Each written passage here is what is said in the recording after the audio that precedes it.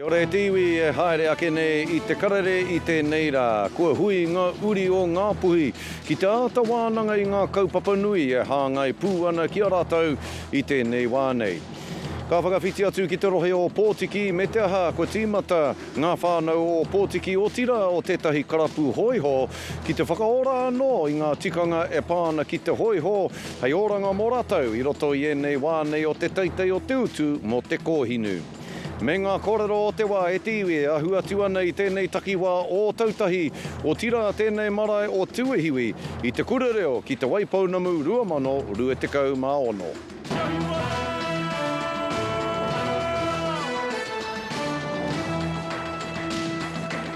Nō reira, kei aku manu tātaki, kei aku manu tai ko, huri no I te motu nau mai anō ki te karere I tēnei rā. E whakapāho atu nei anō ki o koutou katoa I tēnei marae o tuahiwi o tira, I te kurereo 2024 Anei, te whare kōrero o māhu nui te tuarua kei muri I au nei. E tautoko nei I a hau I a te mana hau I tēnei rā I taku kawe I tā tātou hōtaka. Hoi anō rā e te iwi, tuatahi mā tātou, me heke atu tātou ki te rohe o te tai tokerau o tira ki te whare o Ngāpuhi. Ina rā hoki ka tahi anō rātou ka ata noho ki te wānanga I ngā tikanga me ngā kawa e hāngai pūana ki a rātou o tira e hāngai pūana ki tā rātou whakahaere a rātou anō I runga I o rātou marae. Kua roa hoki a rātou tikanga e kōrero tiana I runga I te marae I Waitangi. Nō reira, ka hui rātou ki te ata whiriwhiri I o rātou whakaaro e pāna ki ngā tikanga e tikana kia kawea, kia kōkirihia e rātou. Kia tahuri ake tātou ki tēnei o ngā pūrongo I a Harata Brown. Ko te kai a te rangatira he kōrero. Ko tūtako o te tāhuhu o te wharetapu o Ngāpuhi tēnei rā, kua whakaeke mai te tini tangata. Ārunanga mai ana ngā pū kōrero nei, hei whakapakari ake I te wharetapu o Ngāpuhi. Hei te mea ko ngā nawai ana he nahe, engari ko ngā kaupapa e tāia a Ngāpuhi te whakakotahi ai anō, me te aha heoranga nui mō Ngāpuhi kei roto. Nā, I tēnei wā ko ngā tikanga e nei e kōrero hi ake nei. Me te aha arāno atu pēr ngā mea e tāia ai e tātou, te whakapakari ake I a Ngāpuhi rā roto I nei tikanga, rā roto I ngā mahi a ngā hapu. Ki mua tonu I te aroaro te motu whānui, engari ki roto tonu I te wharetapu o Ngāpuhi. Kia tūpakari a Ngāpuhi, ka mutu. Ko te hia kia mohi o marika a Ngāpuhi whānui, hia hanena ngā tikanga ki runga I te marae. Nā ko ki te atu, I te whakawhitinga mai o tō tāua tuahine I te marae ātea. E whakaia nā Ngāpuhi he mahi he tēnā I whawhati nei te tapu o Ngāpuhi. Nō reira, ko te hia a te tau e tūmai nei, kia ki te marika te ao whānui I te tūkotahi o Ngāpuhi. Ko te ū ki te mana me te mauri o Ngāpuhi ki Waitangi, he aro take, he aro haihai, I te mōhio ko te mana o te taumata I Wirohia. Ko te whakautu I noho noa I runga I te whakaaro ake ki te katoa taku iwi, ki te tū ngā tāne ki te whakahea kiri, ka nui ake te taupatupatu I ngā tāne o Ngāpuhi, he iwi whakaiti wahine mate. Engari, koe I āta noho ai, engari ki te u ki ngā tikanga, mea ka pērā tonu a te rātau, ki te tātou I te ngohe, I te kore ngohe rānei o te manawa. Taku tino tautoko I te hui nei, ka tahi anō, te nuinga o Ngāpuhi kia whai wāhi ki te kōrero I ngā tikanga e ōrite e mātou, I raro I te rā kaupapa o te kawa o Rāhiri. E waiata nei tātou I te kawa o Rāhiri, taura moko I runga tātou katoa ko tātou, engari e ngaro ana heha te tino tikanga kia kotahia I tātou. Toro atu ki ngā tikanga me ngā kawa I te kāinga tonu ki tēnā marae, ka wānanga hia.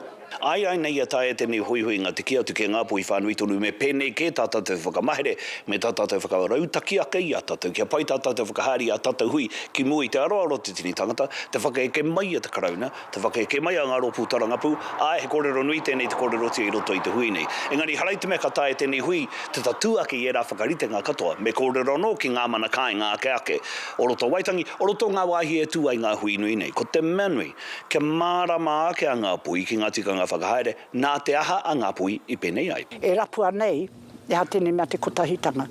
Nā me te whakaaro nui, tēnā pēa maroto I wa tātou tikanga, me wa tātou pepeha ke hau, me ngā whakatauki ka tau ko tērā. E mana ai te kōrero ko te paiaka o te riri, ko te kawa o Rāhiri.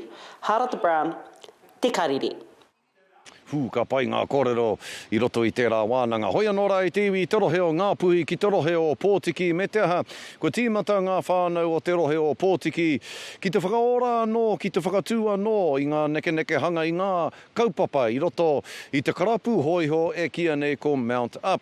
Nā, ko enei whānau nei, ko roa nei e tiakia nei wa rātou hōiho, engari e hia ana rātou, kia mōhio ā rātou tamariki, ā rātou mokapuna, ki tēnei momo kaupapa, ki tēnei momo haipapa o te tiaki hōiho, o te whāngai hōiho, o tira o te poipoi ngā hōiho. E tika ana nō hoki, kia aro nui rātou ki te hōiho i enei rā o te teitei o te utu mo te kōhinu, i nā rā hoki a kenepea, ko te hōiho he momo ara oranga mō rātou. Kia tahuri ake tātou ki te pūrongo a āwhina kūrei. He hōiho toi whenua. He rite tonu te kitea ki Ōpōtiki nei. Around here, it's a lifestyle, you know, we live it, we breathe it, we're with them every morning. Ko ngā kai eke hōiho e nei o te karapu hōiho o Mount Up e whai nei kia whakaorahia anō te mana o te tiaki hōiho i te hāpori. Our club has grown heaps and we love it. They're like a big part of Ōpōtiki, these horses. They're the heart of Ōpōtiki, I reckon. And they bring us all together. What we've gone and done for us is we've gone and made a roster up so that our horses are getting checked every afternoon, every morning. Stand. E hara i te eke hōiho noa, ko ngā mahi whakapaipai, ko te whakatika, me te tiaki hōiho e tahi o ngā akuranga nui. Come on. Horses are just like humans, really. We've got to show them love, care, just like looking after your kids, really. Come on then. It's important to look after your horse. It's just looking after yourself. Your horse gets sick, you got to give it the medical help that your horse needs. It's just like a human, just like yourself. You have a wash your horse. You brush your hair, you brush your horse's hair. Settle down. I think you can feel me too. When I'm a bit unsettled, she's a bit unsettled too. So I've only just been riding for, I think, the last year, under the umbrella of Mount Up, and I've learned quite a bit. Riding around and learning the ways of riding the horse, and also caring for them, building a friendship and a bond, because they've got a mind and a heart of their own. So you can't just expect them to do this. There's a lot of groundwork before you jump up and get to ride. I te piki haeretanga o ngā utuhinu, me ngā taumahatanga o te ao, ko te hōiho tētahi ara e whai oranga ai ngā whānau. Hei tā e nei kai eke. I prefer to ride a hōiho because you don't have to pay gas. They're your best friend. They can take you places a car can't go. Kei tua atu i te eke hōiho, ko tētahi hononga motuhake. The connection I have with all the horses around is next to none. I'm more connected to my taio, to my people, and I find a sense of belonging with my hōiho and the crew around too. So we all share that same bond and that passion. He oranga maurua, he piringa te motukia. Āwhina kūrei, pūkaia. Hoi anō rā e tiwi e whakatika ana te uri Māori nei a Carlos Oberg ki te whawhai roto i te UFC a toru rau rua te kau mā whitu me te mōhio iho. Ko ia te Māori a tuarua ka ngana ki te hiki ake, ki te kapo ake i tētahi o ngā taitara o te UFC whai muri i a Kaikara France i te rātau. Nā, ko Carlos Oberg me tana whawhai ki tana hoariri te whawhai matua o te UFC toru rau a rua te kau mā whitu ka tū ki Miami hei te pō o te hātarei e tū mai nei. Anā, ko te hoariri o Oberg, te kaipupuri i te tātua i ngā wā ōmua. Ko tōna ingoa, ko Yuri Prochaska. Nā, hei ki ngā kōrero me ngā katoa o Oberg i roto i tēnei o ngā whawhai ka eke ia ki te taumata o te kaipupuri i te taitara. Kāre hoki e kore, ka hūrō ngā hapuri MMA katoa hūri noa i te motu me nā ka angitu tana whai i tēnei o ngā taitara nui whakaharahara i te UFC. The main course is to get that title, hold it for as long as I can, and then when I've proved myself in the light heavyweight division, then I would chase that heavyweight belt. Hoi nō rei tiwi, hoki rawa mai ki tā tātou kaupapa nui tai ore I tēnei wiki. Te kaupapa e pāna ki te kurereo ki te waipaunamu 2026. Kua roa tēnei kurereo e tū ana I te mata o te whenua I Anei. Kua toka I roto I ngā kau o ngā uri o ngaitahu e whai ana I tō rātou reo. Kua tai mai te tini me te mano ki konei I tēnei wiki nei, kua kapi katoa ngā tūranga me te aha. Koe nei te rā tuatoru o tēnei o ngā hui whakahirahira. E ātano hoai ngā tauira nei ki te reo Māori anake mai anō I te tīmatanga takarawa mai ki tēnei wā ahu atu ki tōna rā whakamutunga a pōpō. Nā I kōreroa Hora Nicholas ki etahi o ngā whānau o tēnei kaupapa. Ki rongo ai tātou katoa I te maro mahuetanga I te kai ngā kautanga o enei whānau ki tō rātou reo I roto I te rohenei o te wai paunamu. Te kaupapa nui I tai mai ai rātou ki tēnei hui I tēnei wiki. Nō reira, e hora, kai a koe te wā. Tēnā koe te manahau, ai kei te piki ngā utu noho me ngā utu kōhinu, huri noa I Aotearoa. Engari ahakoa e rātairoa kupe, kua tai mai ngā akonga reo Māori mai te motu whānui ki te kura reo.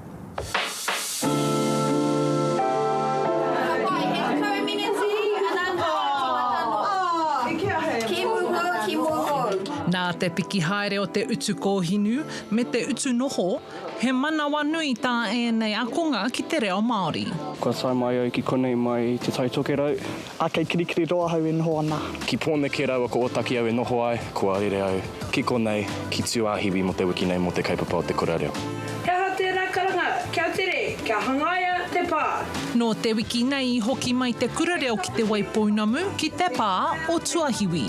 E noho ana a mai o Ha Watson ki o tākou, e ai ki aia, ahakoa he nui te utu kōhinu mo tōna haerenga, e kore te pūtea e aukati I tōna tainga mai. Āhua tawhiti tērā haerenga mai, ka mutu I nui te utu, kua eke te utu ki tōna torutāra, o kua koni atu I te torutāra. Ai pātoto ana te kuaha ki te whātāra nā reira.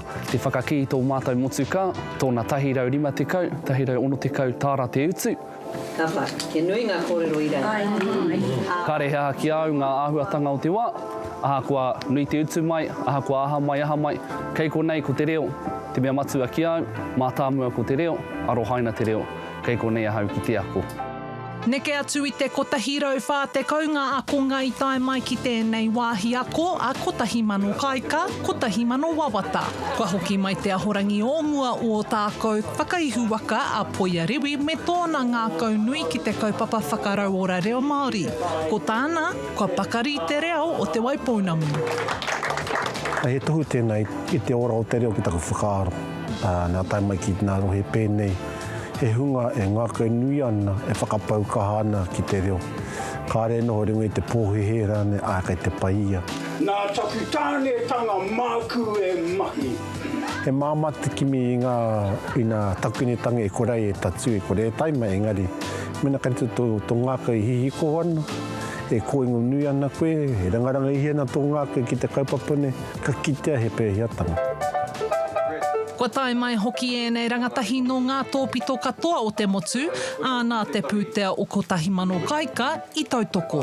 Nā te iwi tātou e utua, ki te hara mai ki konei. Ki te kore he kāmanukora e kore e tai mai ki konei. I taku haerenga ki kure reo kaitahu ki aro whenua I tūtaki ahau I te urupa o tōku korauā. Mena kāore I whai mana I a kaitahu ki ahau, kia haere ki tērā kaupapa, kāore anō ahau kia tūtaki tōku whānau.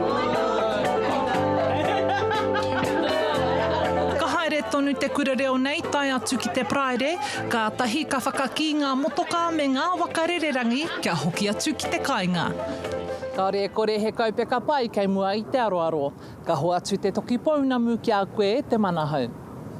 Hoi anō rei tiwi taro kauake a muri I ngā whakatairanga ka hoki mai anō tātou ki tēnei o ngā kaupapa, ki tēnei o ngā hui whakahira-hira. Te kura reo ki Ngaitahu, 2026 otira te kura reo ki te waipounamu. Ki te kororo ki tētahi o ngā kaiako. No tiwi nei no Ngaitahu, ko ia tētahi o ngā mātanga reo o konei, kia mautonu mai e tiwi.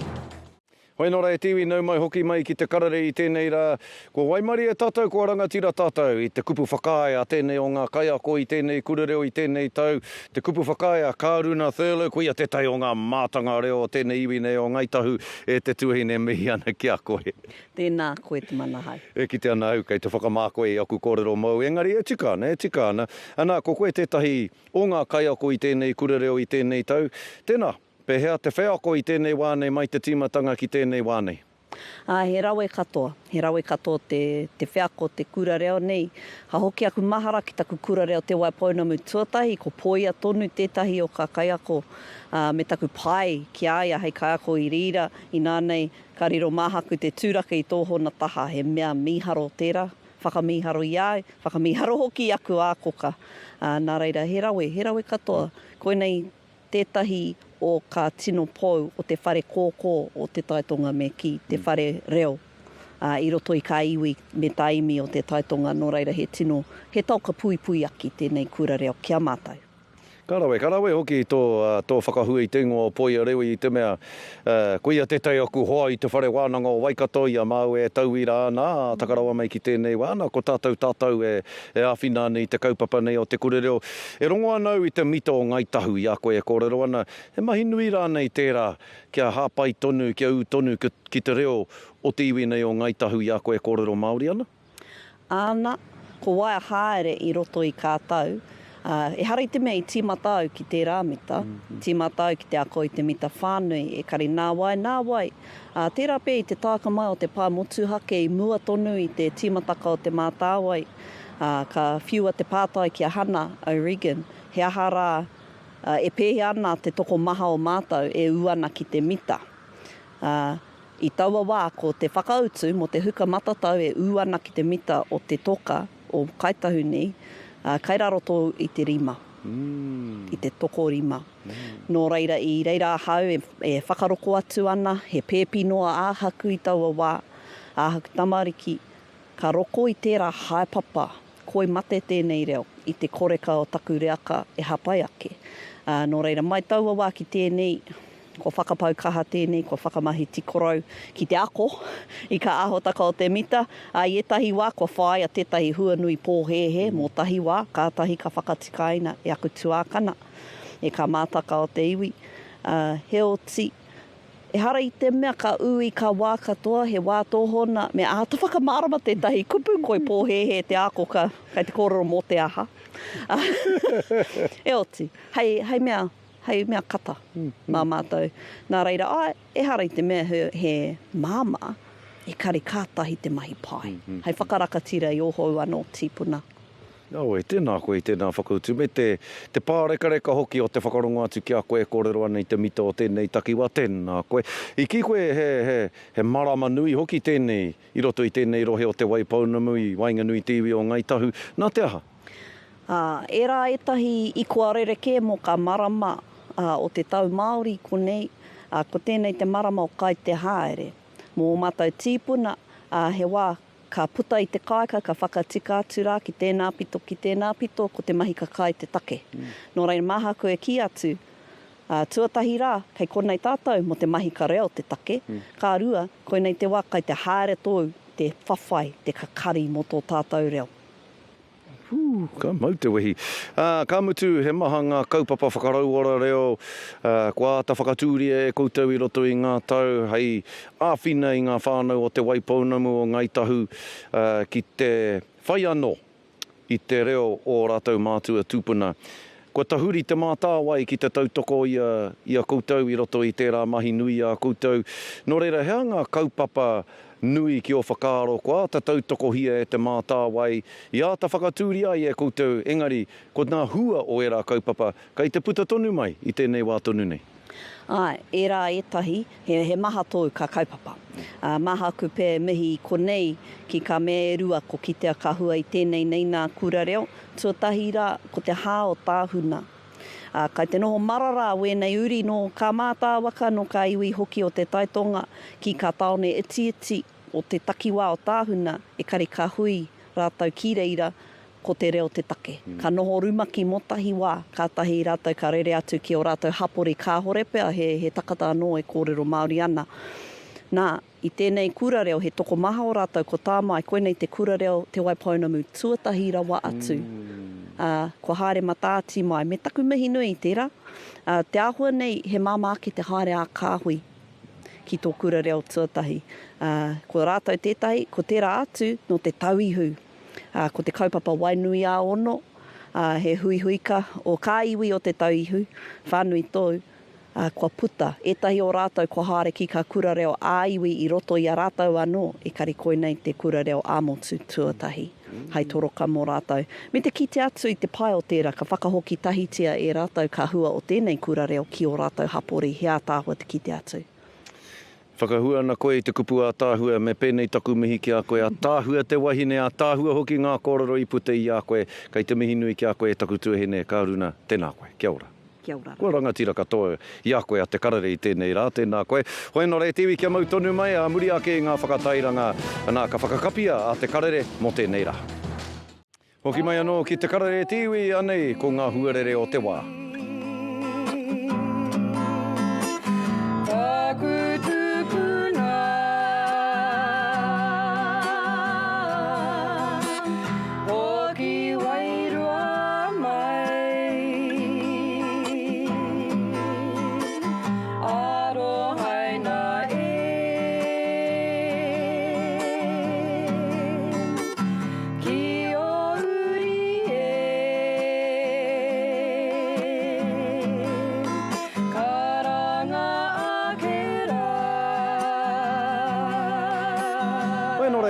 Koe rā tā te karere i tēnei rā, i konei te kura reo ki te waipaunamu, e mihi nui ana ki a koutou o tira, kia tātou katoa, huri no i te motu tūrou, Hawaii.